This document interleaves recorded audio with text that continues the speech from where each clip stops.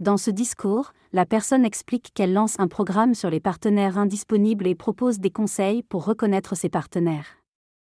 Elle partage son expérience personnelle de rencontre et met en évidence le besoin de reconnaître et d'accepter les situations de non-disponibilité chez les autres. Elle souligne l'importance de l'estime de soi et de la confiance en soi dans les relations, ainsi que le piège de la recherche de certitude. Elle invite son public à accepter les réalités changeantes des gens et à prendre du recul pour mieux vivre ces situations. Ce texte aborde le sujet de l'indisponibilité émotionnelle dans les relations.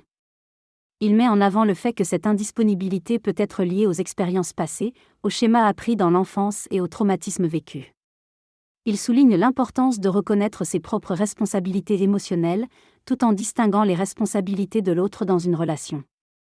L'auteur souligne qu'il est crucial de prendre conscience de ses propres schémas de comportement et de croissance émotionnelle, et d'accepter que chacun est responsable de ses propres actions et réactions dans une relation. Il est important de reconnaître que le comportement d'une personne peut influencer une relation mais ne rend jamais l'autre totalement indisponible. Il est essentiel de prendre conscience de ses propres zones d'ombre et de travailler sur soi pour évoluer. Il est crucial d'accepter l'autre tel qu'il est.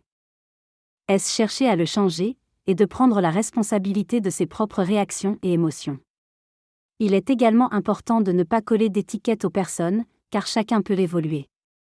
Il est nécessaire de dissocier ce qui relève de notre contrôle et de ce qui appartient aux autres dans une relation. Enfin, il est primordial d'examiner sa propre dynamique relationnelle et les schémas hérités de l'enfance pour construire des liens sains. Il est important de reconnaître sa propre valeur et